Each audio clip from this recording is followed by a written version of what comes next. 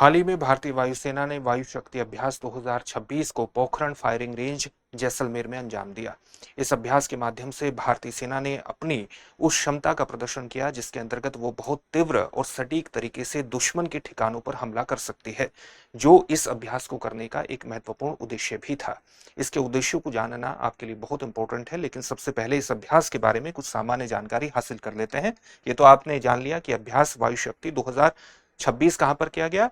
Pokhran firing range Pokhran Jaisalmer में किया गया, राजस्थान में किया गया। इसके अंतर्गत लगभग 120 विमानों ने हिस्सेदारी ली, जिसमें से 77 विमान लड़ाकू विमान थे और 43 हेलीकॉप्टर शामिल थे। महत्वपूर्ण विमानों में कौन थे जो इस अभ्यास में शामिल रहे, जैसे राफाल विमान इसके अंतर्गत था, मिराज 2000 था, मिग 29 था। इसके अलावा तेजस और सुखोई 30 MKI विमानों ने भी इसमें हिस्सेदारी ली। हेलीकॉप्टर्स, महत्वपूर्ण हेलीकॉप्टर्स में कौन शामिल था। चिनूक हेलीकॉप्टर, अपाचे हेलीकॉप्टर और लाइट कॉम्बैट हेलीकॉप्टर प्रचंड भी इसमें शामिल था। लाइट कॉम्बैट हेलीकॉप्टर में हमारे देश की राष्ट्रपति द्रौपदी मुर्मू के द्वारा एक उड़ान भी भरी गई।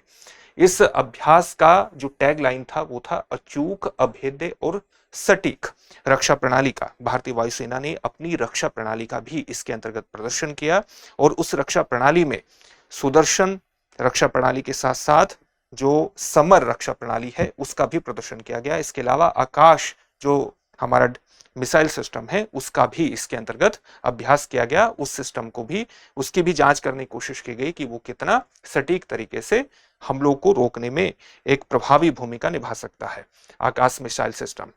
इसके अलावा अगर आप देखेंगे तो भारतीय वायुसेना का जो महत्वपूर्ण उद्देश्य था इस हमले को करने का, वो ये था कि भारतीय वायुसेना युद्ध जैसी परिस्थितियों में कितने सटीक तरीके से और कितने तीव्र तरीके से संभावित दुश्मन के ठिकानों पर, जैसे उनके रडार सिस्टम पर, उनके रनवे पर, उनके बंकर पर हमला कर सकती है।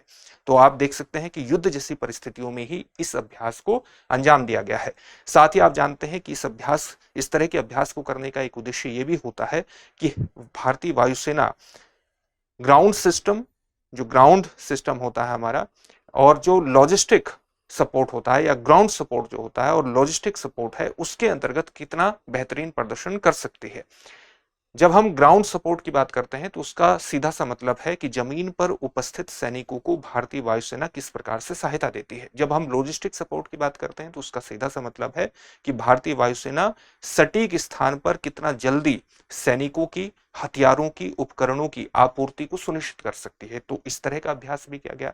ये भी आप जानते हैं कि आजकल के जो वॉर हैं, भविष्य के जो वॉर हैं, वो मल्टी डोमेन वॉरफेयर के अंतर्गत आते हैं। यानी वो केवल, अगर भारतीय वायुसेना लड़ाई कर रही है तो वो केवल हवाई क्षेत्र में ही नहीं लड़ेगी, बल्कि उसका दायरा साइबर क्षेत्र में, अंतरिक्ष क्षेत्र में और ग्राउंड लेवल पर जो फौज है उसके अंतर्गत भी, उसको सहायता प्रदान करने के अंतर्गत भी उसका दायरा आ जाता है।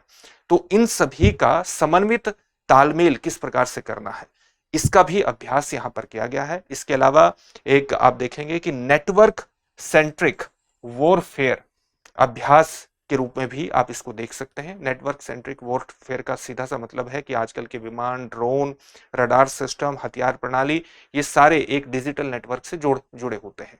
तो ये तालमेल से कितने सटीक तरीके से तालमेल बना करके अपने दुश्मन के ठिकानों को भेद सकते हैं, इसका भी अभ्यास यहां पर किया गया। और इसका एक महत्वपूर्ण व्यापक उद्देश्य यह था कि दुश्मन देश को यह संदेश दिया जा सके कि अगर वो भारत की क्षेत्रीय अखंडता के साथ, संप्रभुता के साथ किसी प्रकार का समझौता करने की कोशिश करते हैं तो भारतीय वायुसेना उनको एक बहुत ही तीव्र और सटीक जवाब देने में सक्षम है। इसीलिए अभ्यास वायु शक्ति अभ्यास 2026 किया गया। अब इससे जुड़े हुए एक प्रश्न को देख लेते हैं। वायु शक्ति अभ्यास 2026 की टैगलाइन क्या थी? आपके सामने ऑप्शंस क्या हैं? टच द स्काई, अचूक, अभेद्य और सटीक, एयर पावर 2026, प्रिसीजन स्ट्राइक। इस प्रश्न का उत्तर कमेंट बॉक्स में कमेंट करके जरूर दीजिए। साथ ही हमारी वीडियो को लाइक करते रहिए, दोस्तों के साथ शेयर कीजिए और चैनल को सब्सक्राइब जरूर कीजिएगा, ताकि आपका सब्सक्रिप्शन हमारे लिए एक बहुत बड़ी प्रेरणा का स्रोत बन सके। धन्यवाद। अब एग्जाम की तैयारी को और बेहतर करने के लिए हमारे चैनल को लाइक, शेयर और सब्सक्राइब करना ना भूलें।